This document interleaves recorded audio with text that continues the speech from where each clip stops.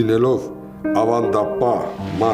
մարդ, որ պաշտամունք ուներ իր զավակների հանդեպ, իր ընտանիքի հանդեպ, գուցե շատ է եղել գայթակղությունը, բայց ինքը իրեն զսպել է։ Դա էլ մեծ առաքինություն է, որովհետև ինքը հայության մեծագույն բանաստեղծն էր, իմաստունը, նահապետը, նա իր օրինակով չպետք է ունենար իր կյանքում, ասենք, ամուսնալուծություն հասկացողությունը, նա պետք է հավատարիմ լիներ։ Անհնար է Թումանյանի մասին պատմել առանց անդրադառնալու իր 10 զավակներին ու ընդհանրապես իր մեծ անուշիկ ընտանիքին։ Ամբողջ ընտանիքի բեռը բնականաբար տիկին Օլգայի վրա էր եւ ուղակի հերոս կին էր։ Նահատակ էր Լեոն անվանում,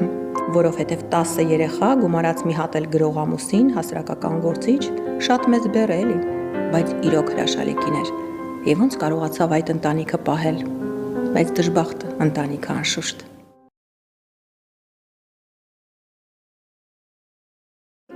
Դարասկզբի Թիֆլիսը ավելի շուտ հայկական քաղաք է եւ այնպես էր ստացվել, որ մեր հայ մշակույթի, գիտության շատ մարդիկ ապրում էին ավելի շատ Թիֆլիսում, Բաքվում, հետո նոր Երևանում։ Եվ պատահաբար չէ, որ այդ Թիֆլիսում հիմնադրվեց Վերնատունը։ Հեյագահ մարդ, հեյանգով մարդ, միտքդ երկար, կյանքդ կարճ, քանի սնեկան անցան քեզնից առաջ, քո առաջ, ինչ են տարել նրանք կյանքից, որ ինչ տանես դու հիմի։ Անհոգ անցիր, ուրախ անցիր, երկու օրվա քո ճանապարհ։ Բոլոր ժամանակների համար է։ Նրա շուրջ ուզում էին հավաքվել, նրա կողքին լինել, նրա տանը հույր լինել, նրա ընկերությունը վայելել, որովհետև ինքը անսպառ շռայլ մարդ լինելով, մեծագույն հումորի տեր մարդ, շատ կենսասեր էր։ Օրնություն խիլապար, արև Հանես։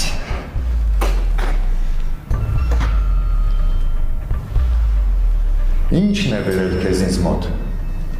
Մեր ընդհանուր դարդուցավը, եղանակները ծրտում են, ես մեր որբերը, կաղթականները արդեն մրսում են, հարկավորը մի բան մտածել։ Ինչ նկատում ես։ Կխնդրեի, որ բոլոր եկեղեցիների դռները բացեք,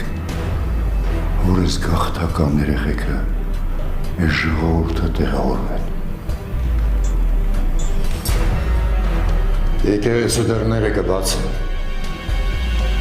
թող երեխեքը ապրեն։ Գաղթականները շատ են վեհապար։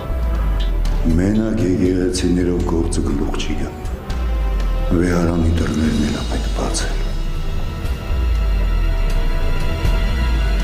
Չէ լինի Հովհաննես։ Վեհարանը մնում է վեհարան։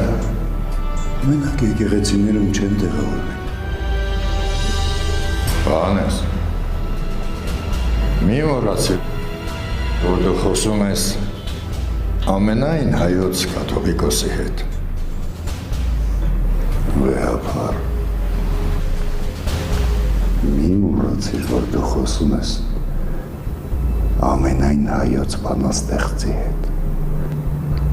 Օրհնությունդ։